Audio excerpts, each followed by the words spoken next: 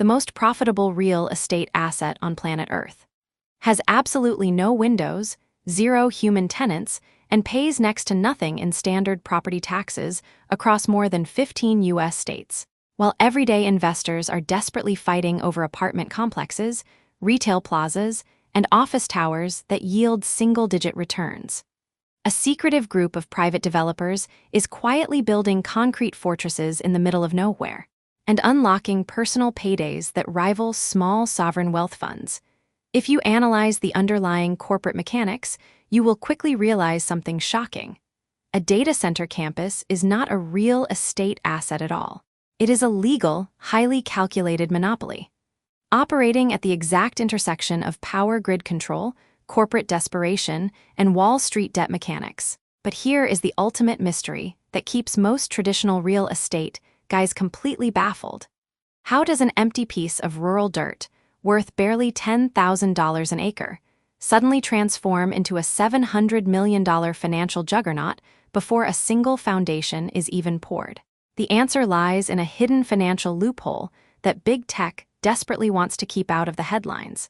And if you understand how this single mechanism works, you will see why this quiet gold rush is creating the newest class of self-made billionaires. To understand this game, you have to throw out every conventional rule about location, foot traffic, and square footage. In standard commercial real estate, if you buy land 3 hours away from a major city, you are practically stranded. But in the world of high-density compute infrastructure, physical location is almost completely irrelevant.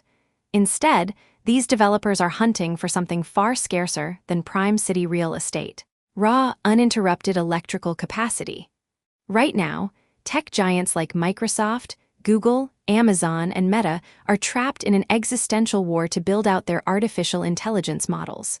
They are burning through electricity at a rate that rivals entire industrial nations. And their biggest fear is not running out of cash, but running out of grid access. When an AI cluster trains its neural networks, it cannot afford a single millisecond of power interruption. A power dip of just a fraction of a second can corrupt months of continuous training, wiping out tens of millions of dollars in compute time instantly. Because of this massive vulnerability, the tech giants are not looking for land. They are desperately looking for guaranteed power delivery. And that brings us directly to the middleman arbitrage trick that early developers are using to corner the market, long before the corporate behemoths even realize what hit them. When a nimble private equity syndicate decides to build an AI data campus, they do not start by talking to architects. They start by quietly analyzing high-voltage power transmission maps. They look for massive electrical lines, specifically 345 kilovolt transmission corridors, running through quiet, low-cost rural counties. Once they identify a strategic tract of land sitting near a major power utility line and a dark fiber optic trunk, they move with incredible speed. They buy up thousands of acres of cheap farmland for a fraction of what traditional developers pay. But here is where the genius move happens. They do not build immediately.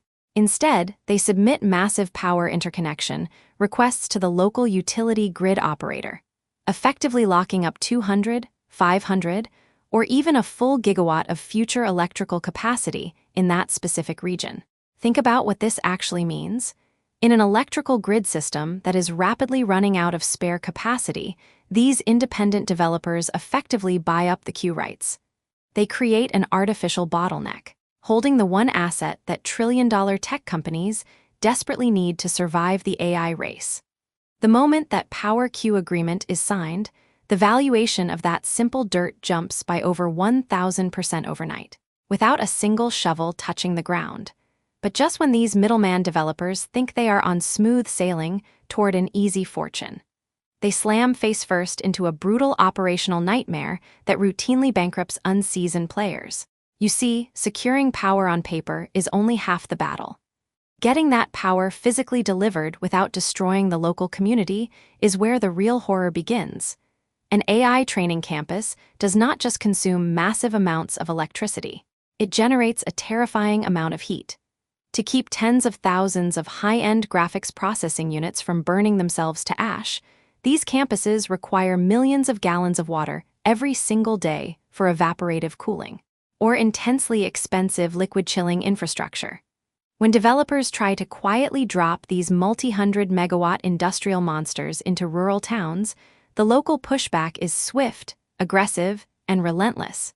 Town meetings descend into pure chaos as angry residents protest skyrocketing electricity bills, deafening industrial hums from diesel backup generators, and vanishing water tables. In dozens of counties across Virginia, Illinois, and Arizona, zoning boards have suddenly frozen multi-million-dollar projects in their tracks.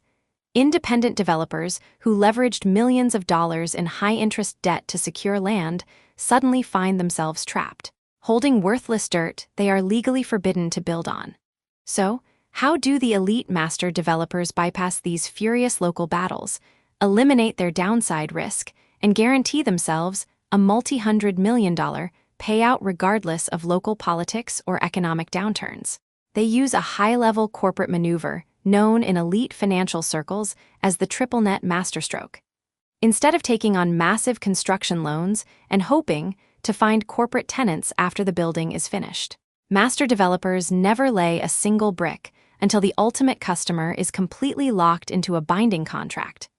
They walk into the boardrooms of hyperscale tech giants with a complete, fully permitted, power-secured campus blueprint, and they hand them a choice: wait 5 years to build your own facility or sign our long-term master lease today.